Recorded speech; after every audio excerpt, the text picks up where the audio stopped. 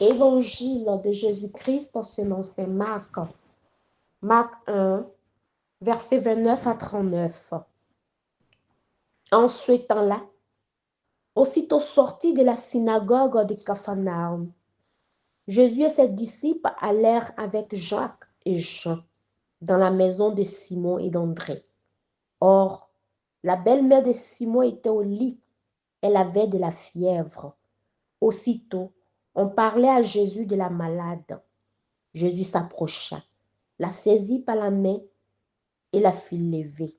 La fièvre la quitta et elle les servait.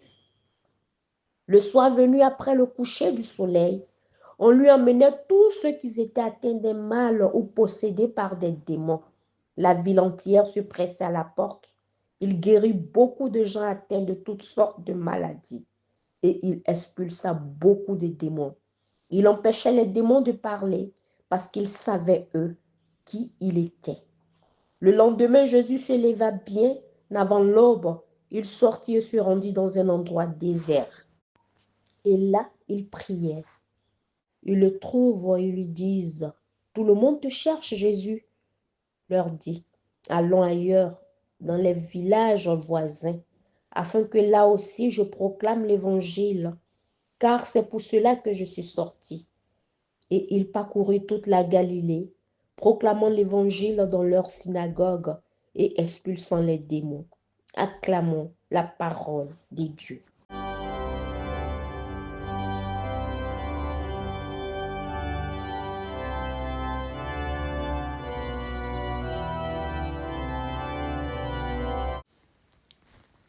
Méditation. Que retenir de ce passage de l'Évangile selon saint Marc? Nous pouvons, comme des enfants qui attendent tout de leur Père, demander tout à Dieu. Nous pouvons nous confier à lui. Nous pouvons le supplier, le rendre attentif à nos petits bobos comme à nos grands chagrins.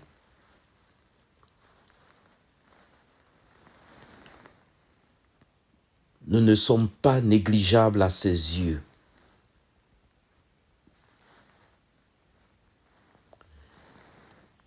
Il nous a déjà donné le discernement et l'intelligence pour soulager et guérir nos maux physiques, psychologiques, matériels et spirituels.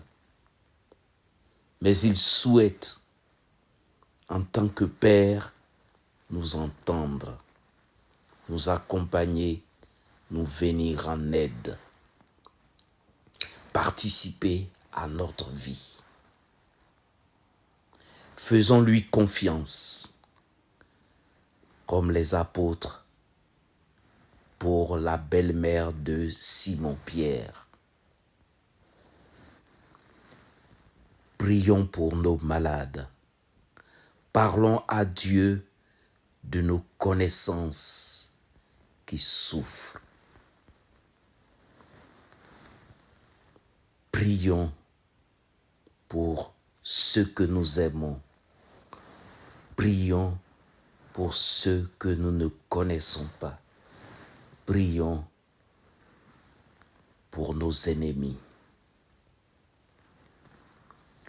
Prier pour autrui est un acte d'amour.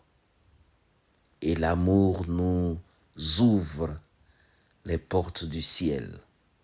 Pensons-y. Dieu ne résiste pas à ceux qui s'adressent à lui, le cœur plein de compassion pour les autres. Il est venu nous donner la vie et il ne nous rejettera pas. Il a hâte de distribuer à tous ses enfants, ses bienfaits. Il ne veut pas que vous répandiez son nom uniquement à vos amis, uniquement aux gens de votre famille, uniquement à votre clan, à ceux qui vous ressemblent. N'ayons pas peur de le faire connaître autour de nous, en parole ou en acte.